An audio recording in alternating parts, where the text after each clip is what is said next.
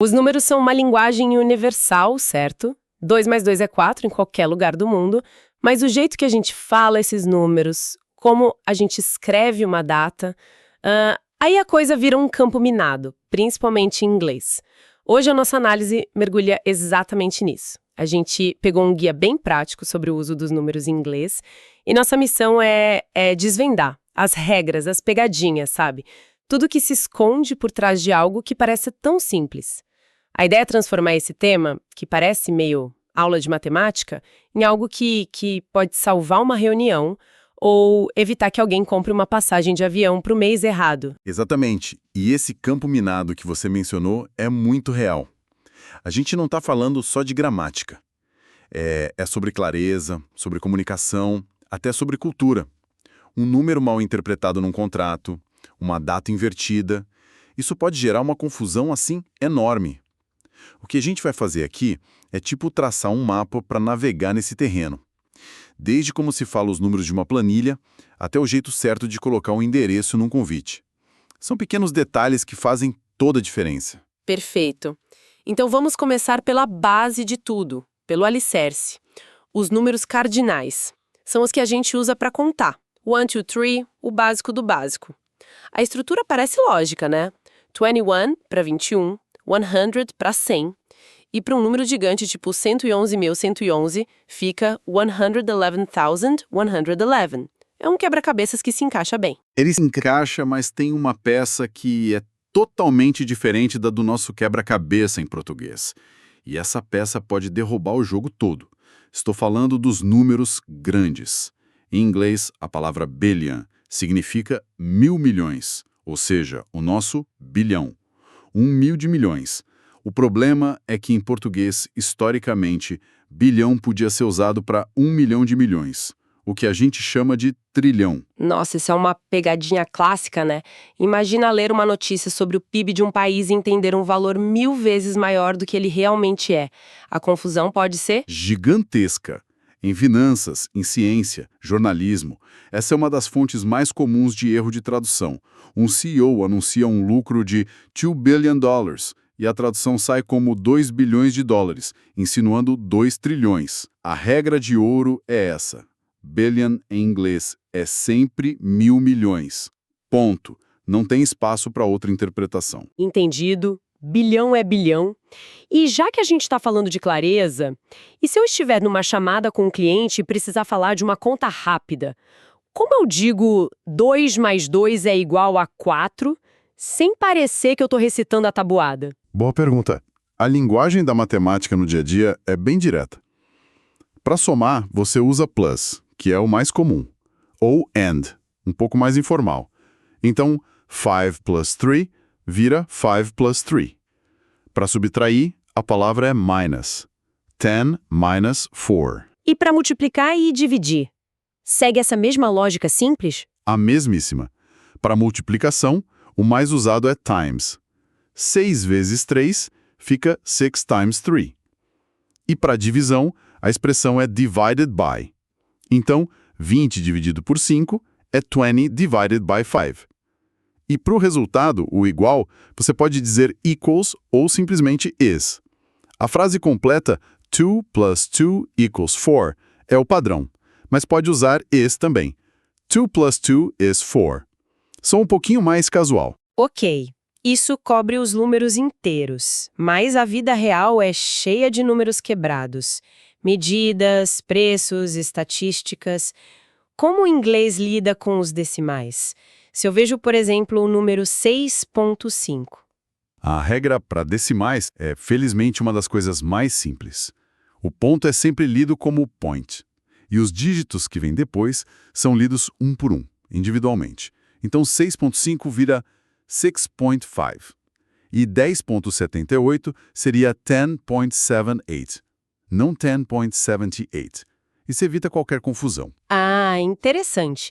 Então, nunca se fala, por exemplo, 6,5, 6,5. Você pode, mas em contextos diferentes.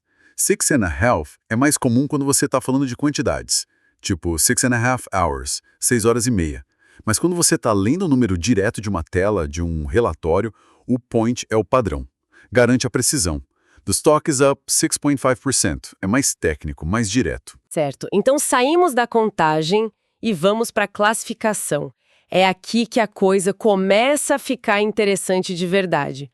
Os números ordinais, aqueles que indicam ordem. Primeiro, segundo, terceiro. Em inglês, first, second, third. A regra geral parece fácil, é só colocar um TH no final. Fourth, sixth, mas aí é que meu cérebro começa a dar um nó. Por exemplo, em 21º, vira 21st.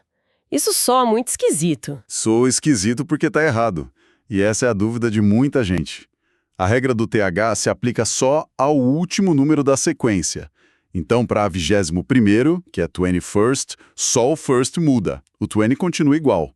O mesmo para a 22nd, 23rd e aí sim 24th.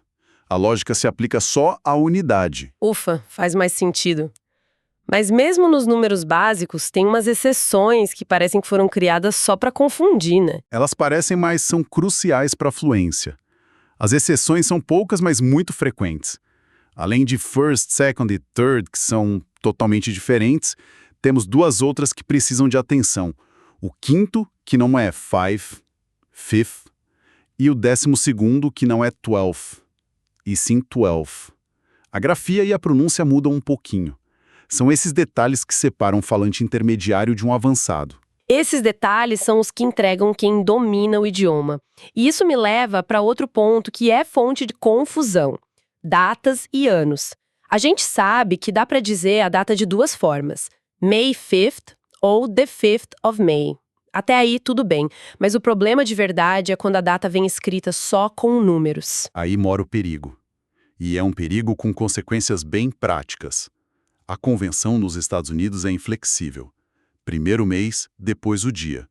Então, se um americano escreve 6/12, ele está falando de 12 de junho. Para um brasileiro, um europeu, qualquer um que usa o formato dia-mês, aquilo significa 6 de dezembro. A chance de dar errado é altíssima. Eu já vi isso acontecer na prática. Um colega marcou uma reunião importantíssima para 4/5. Ele queria dizer 4 de maio.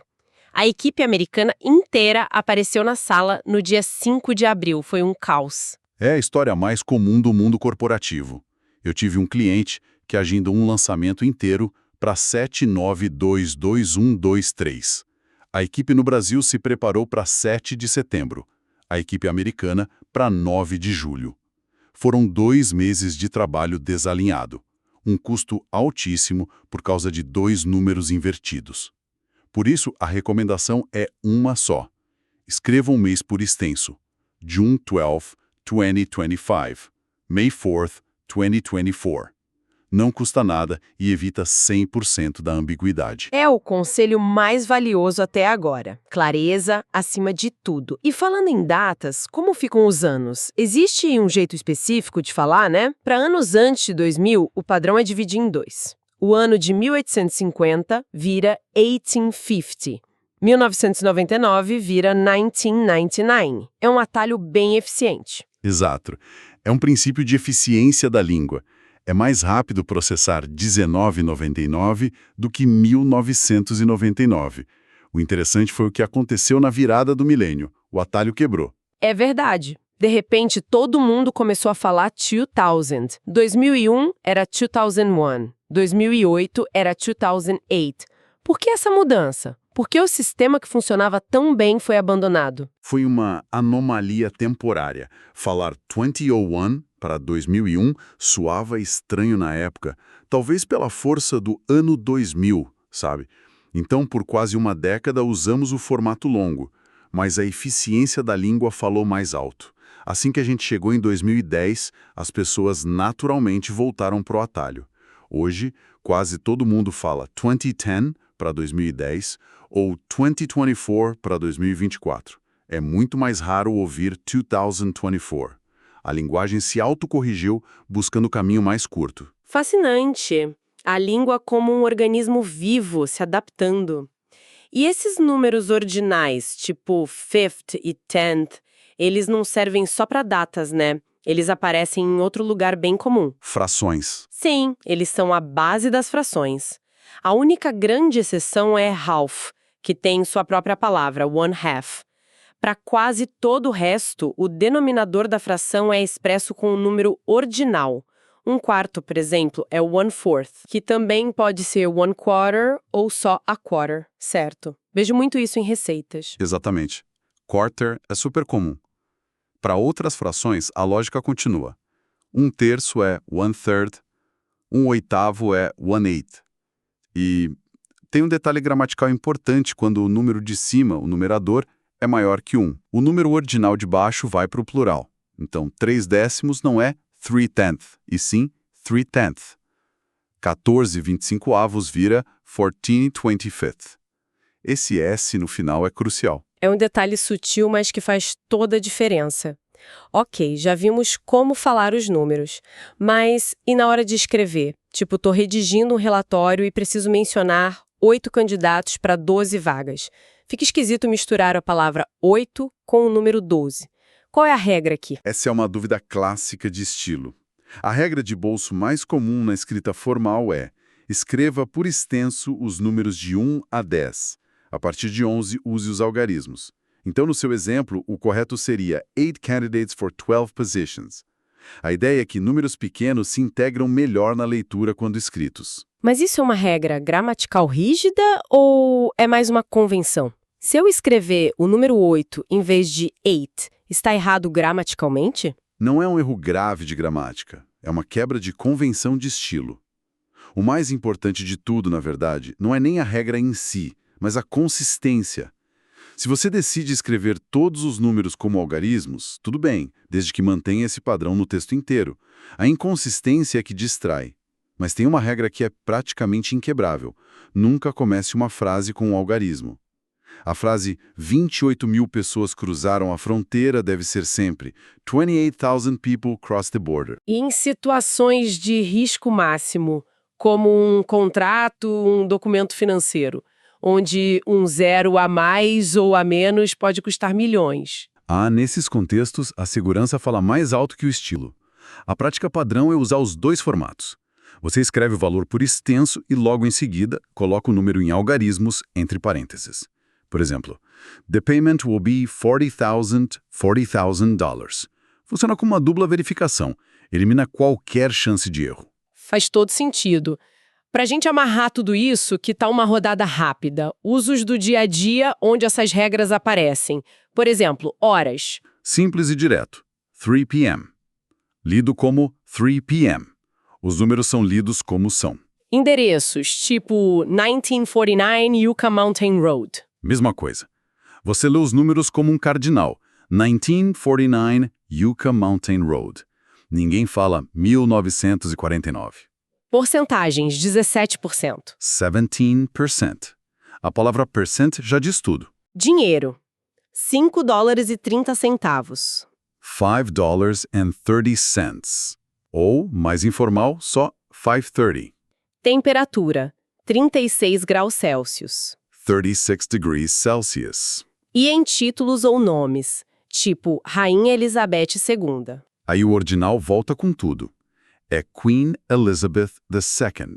O mesmo para lugares como Area 51, que se lê Area 51. Ou em livros, Page 34, Page 34, Chapter 45, Chapter 45, Act 5, Scene 3, Act 5, Scene 3. Os números estão em toda parte. Então, o que a gente tira de tudo isso? Para mim, fica claro que usar números em inglês é bem mais do que só decorar a contagem. É sobre entender a lógica, ter a malícia para não cair em armadilhas como as datas ou o billion e aplicar as convenções para soar claro e profissional. É um sistema complexo, mas com um mapa como o que a gente traçou hoje, a navegação fica bem mais segura. Sem dúvida. E para fechar, queria deixar uma provocação. As regras que a gente discutiu hoje foram consolidadas na era da comunicação impressa, do texto formal. A pergunta que fica é: como a comunicação digital, o WhatsApp, o Twitter, as redes sociais, está distorcendo ou até reescrevendo essas regras? Aquela convenção de escrever 8 por extenso ainda vale num tweet com limite de 280 caracteres? A busca por velocidade está nos forçando a criar um novo dialeto numérico, mais rápido, mais visual. A linguagem universal dos números talvez esteja ganhando sotaques digitais que a gente ainda está aprendendo a decifrar.